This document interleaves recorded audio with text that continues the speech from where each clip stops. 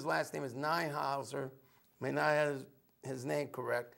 But also, I was asked to speak, so I threw in a word or two. But I was the journalist, and the videographer was Nora Rose Parker Carter. Healthcare can't wait. And even though we're not going to talk about that quite because we have to get to Kathy, I will just say that anyone in America who doesn't support true healthcare reform, you don't support it because you've been lied to, because you're brainwashed. I'm not trying to be ignorant, but you've been, the propaganda got to you.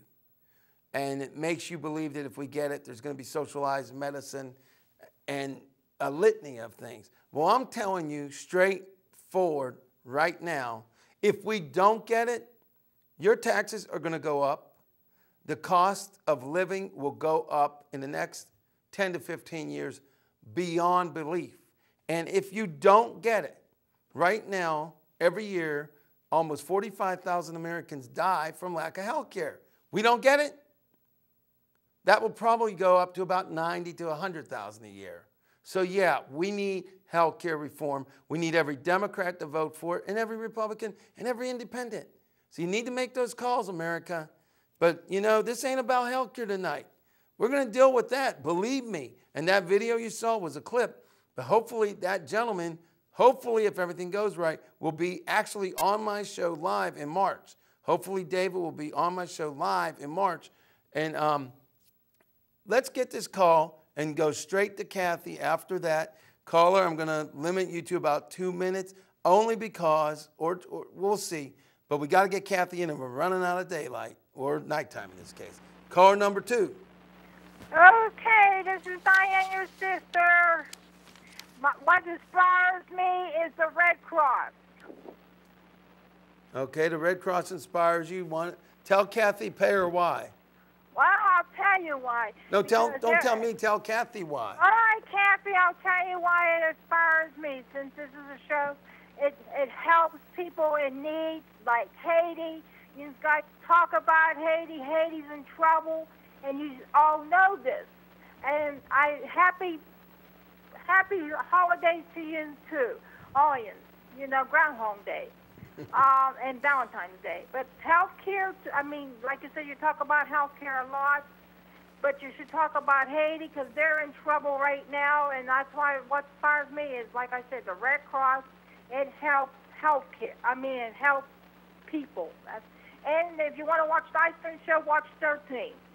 Because I watched 13. We can't do any advertising. I'm going to have to move forward if you do that again. Okay, you know, but that's the station. All right, can you hear me? Yeah, we heard you, but we got to move forward, Diane, so make your last comment, please. Can you answer it? What did you want me to answer? What did you want Kathy to answer? What did any of the guys think about when you heard about Haiti? That was very terrible. When you heard about Haiti. It was terrible. It's sad that what happened in Haiti. And everybody should pitch in and help them out. That's what I feel anyway.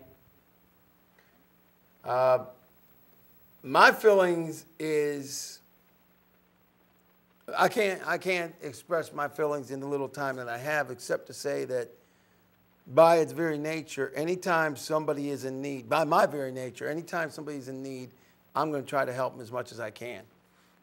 We should help, not just now, but for the next 20 years, help the victims of Haiti. But, you know, I have to say something.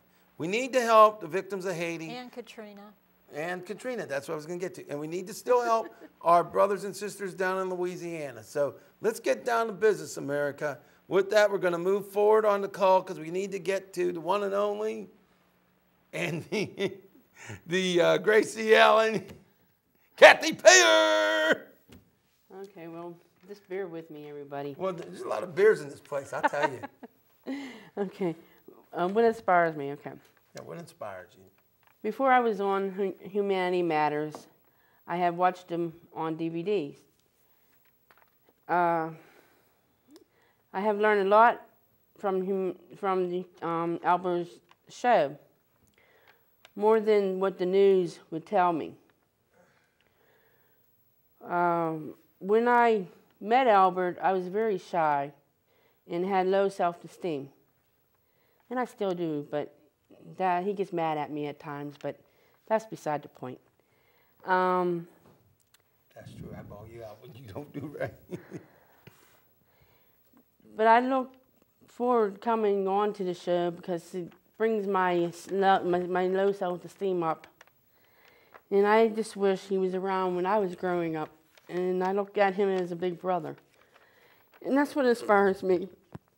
It's all right. You'll be all right. Now, you inspire me too, so don't feel bad. You inspire me too. Doesn't she inspire you? Yeah. That's right. Give me a high five. There we go. Come on, you can hit harder than that, Gracie Allen. That's what's my inspiration. Before we met, I really didn't have a lot to look forward to, but you bring me up and you make me laugh and you make me think of things that I haven't thought of. And I like learning a lot, and I like listening to what people have to say because I have a lot of trouble with things, and you teach me things that I didn't learn before. Well, I appreciate that. The one thing I will say, I thank you for that. My father, Albert Goldsmith, did that for me. And the thing about it is, you know, that's what part of life should be about. You know, we keep thinking of the self too much. You know, everybody that's alive there watching this TV show, I want you to know that you're not going to live forever. And I don't mean that in an ignorant way. But if you can inspire others, and I've at least inspired once in here, and I'm hopeful. You know, when I'm gone, if Kathy's still here, that will mean something I did mattered. And if I'm inspiring any of you out there, when I'm gone or when you're gone, maybe you inspire someone. So I want all of you to be inspired, to say America did it in the past, and America, and Pittsburgh especially, will do it in the future. But don't just look to others.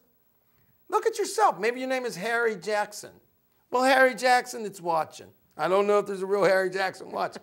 But my point is, if you're watching there, you're thinking, wow, I'd like to be like Al, being on TV and telling them like it is, and being like, you know, Kathy or Chris or Annette or whatever. I'd like to really do something, but I can't. I'm paralyzed emotionally because everybody told me I can't.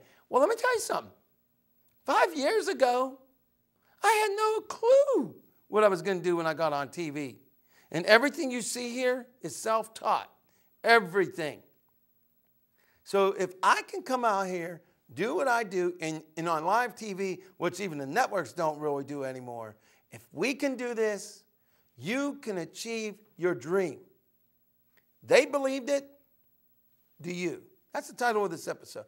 And it's a real question. I have to look at the time because we're running out of time. But, you know, the bottom line is this. Pittsburgh is filled with geniuses. Pittsburgh is filled with inventors. America, we are filled with some of the most innovative, creative technologies that ever existed, and we still are on the top of development. We may not be manufacturing it, but almost anything we use today had its origins, I can't say it right, origins in America, and many of them in Pittsburgh. Give you a really quick for instance. Every single person that has a vehicle, got to get gasoline, right? Even the hybrids have gasoline.